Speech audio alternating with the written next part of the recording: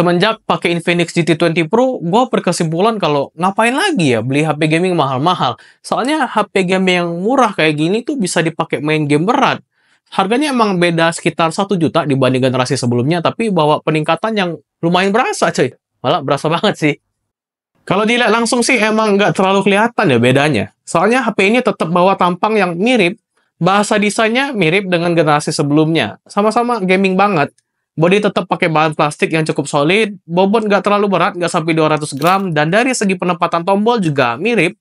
Sebelah kanan ada tombol power dan volume, sebelah kiri polos, nggak ada apa-apa, di bawah ada dua SIM card slot, mic, port Type-C, speaker, dan di atas ada mic, speaker, dan ternyata ada AR blaster juga. Jadi bisa dipakai sebagai pengganti remote. Minusnya, bodinya ini tuh gampang banget ninggalin bekas sidik jari. Bukan cuma bodi ya, tapi frame-nya juga tuh gampang ninggalin bekas sidik jari. Jadi ya, paling bener emang dipakein case yang udah dapet dari paket penjualan. Dan gua apresiasi sebesar-besarnya kepada Infinix yang udah kasih case yang niat dan keren begini loh. Buat para pengguna selain HP Samsung dan iPhone ya, pasti pada paham lah. Agak susah nyari casing yang bagus, yang keren, yang premium gitu ya. Apalagi kalian udah ngerasa kalau kayak gua pakai Oppo Find X5 Pro, gua pengen casing kayak SPGen, UAG, Rhinoshield, dan lain-lain tuh nggak ada. Tapi ini udah kasih case yang bagus, bukan casing transparan yang cepat menguning ya. Case yang bagus dan premium. Dan iya, makanya gua apresiasi banget. Dan kalau gua bisa menyarankan ke brand lain, langkah Infinix yang kayak gini nih, boleh loh, boleh banget ditiru. Karena hal sepele kayak gini mungkin bisa banget bikin usernya senang karena nggak kasih PR lagi ke kita. Bagian depannya juga upgrade. Sekarang layarnya jadi lebih gede di 6,78 inch, Full HD+, dan udah pakai refresh rate 144 Hz. Dari segi kualitas pasti udah oke ya. Brightness bisa cukup tinggi, warna juga gondreng khas AMOLED, speaker juga udah stereo jadi makin mantep dipakai nonton, dan walaupun HP gaming versi terjangkau, tetap pakai fingerprint di layar. Responnya akurat dan cepet, secepat performanya. Sekarang udah pakai SoC yang lebih ganas. Pakai MediaTek Dimensity 8200 Ultimate, RAM 8GB atau 12GB LPDDR5X, dan storage 256GB UFS 3.1. Skor ATUTU-nya hampir 1 juta, dan dengan skor segini dipakai ngapain aja tuh udah pasti ngebut. Scrolling dan buka banyak aplikasi pastinya lancar banget. Main game juga aman, Mobile Legends, grafik, dan frame rate ultra lancar sekitar 117 FPS. PUBG bisa smooth ultra ekstrim 120 FPS dan rata-rata dapat di sekitar 100 FPS. Dan terakhir, game penguras kuota si Genshin Impact bisa di grafik highest dan rata-rata dapetin 50-an FPS. Di harga segini udah dapat performa segitu sih mantep banget. Untuk suhunya sendiri di pengalaman gua selama gua pakai push rank Mobile Legends di ruangan ber-AC aman aja sih. Paling kenceng anget-anget tipis doang gitu, tapi kalau gaming di ruangan non AC ya mungkin bisa jadi lebih panas. Tapi ya di pengalaman gua selama pakai yang pemakaian normal non gaming tanpa ruangan AC juga biasa aja sih, nggak sampai panas banget gitu ya, paling kenceng anget-anget doang. Tapi kalau misal kalian pakai gaming kayak yang berat banget kayak Genshin Impact, ya itu kudu pakai fan cooler sih biar HP-nya jadi lebih adem. Karena flagship juga ngerasain hal yang demikian ya. Nah, yang gua suka itu baterainya sih yang awet karena 5000 mAh tuh bisa bertahan sekitar 1 harian full, malah 1 hari lebih terkadang ya.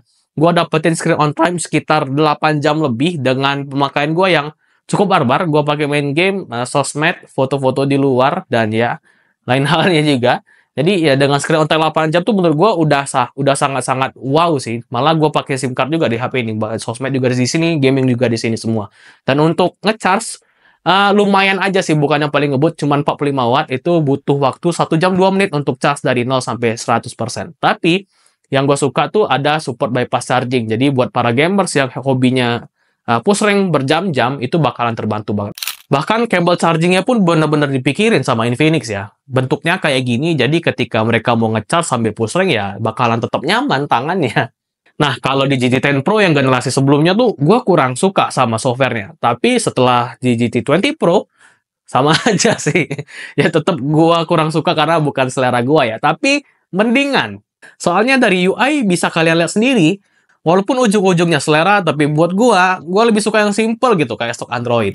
UI awalnya yang terlalu gaming, untungnya bisa dibikin lebih simple nih. Fitur-fiturnya juga ada banyak, dari fitur biasa sampai ke fitur gaming yang ada banyak banget. Pilihan lampu RGB-nya juga makin banyak dan pas gua pakai sekarang, software-nya lebih stabil sih. Walaupun gua ngerasa software-nya ini terlalu sensitif ya untuk ngekill aplikasi. Karena beberapa kali gua multitasking di banyak aplikasi, tapi pas gua buka aplikasi kadang ke-reload gitu, butuh beberapa detik untuk kembali seperti semula gitu ya. Padahal kalau kita cek kan ya RAM-nya ada yang 8 GB atau yang 12 GB, malah ada RAM expansion juga semacam RAM yang ditambah software gitu kan dari storage. Padahal aplikasi yang gua buka tuh nggak terlalu banyak, tapi ya si softwarenya udah nge-kill si aplikasi. Mungkin untuk menghemat baterai, tapi ya gua kurang tahu juga. Tapi yang jelas gua udah cukup happy karena si Infinix udah kasih jaminan upgrade software ya. 2 tahun upgrade software sampai ke Android 16 nanti dan juga 3 tahun security update. Bukan yang paling panjang emang, tapi ya udahlah daripada nggak dijaminan atau nggak ada jaminan sama sekali ya kan. Terus kamera ternyata bagus loh. Walaupun HP gaming tetap kasih kamera utama 108 megapiksel dan sayangnya ya nggak ada ultrawide. Adanya makro dan depth sensor yang anggap aja gimmick lah ya.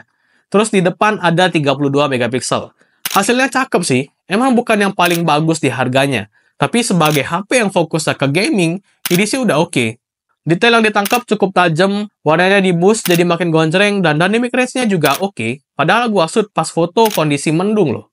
Dipakai foto portrait juga cakep, bokehnya rapi, detailnya tajam, dan dynamic range juga masih dapat.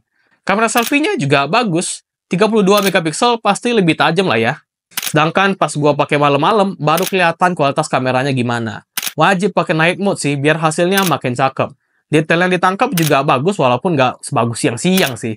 Dan kalau dilihat, jejak processing-nya berasa banget ya. Tapi oke lah, HP gaming di harga 4 jutaan bisa hasilin foto kayak gini sih udah terhitung bagus. 4K 30 fps, Infinix GT20 Pro. Stabil ya. Stabil. Sebenarnya bisa sampai 4K 60 fps, tapi stabilisasinya nggak aktif. Jadi ya 4K 30 fps udah cukup banget lah ya. Tuh. Situasi emang agak mendung, jadi kalau dynamic range-nya kurang dapat ya memang begini adanya.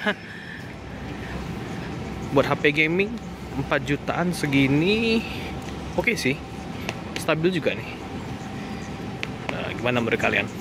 Nah kalau ini kamera depannya si Infinix GT20 Pro 1080p 30 fps dan gua aktifkan stabilisasi. Kalau di preview sih harusnya stabil, tapi kalau misalkan hasilnya kurang stabil ntar gua note deh. Tajam, bagus, dan dynamic juga dapat. Gimana menurut kalian? So itu dia Infinix GT20 Pro. Menurut gua HP ini menarik banget dan worth it sih buat dibeli. Terutama buat kalian para gamers, karena dari desain udah dapat HP yang gaming banget.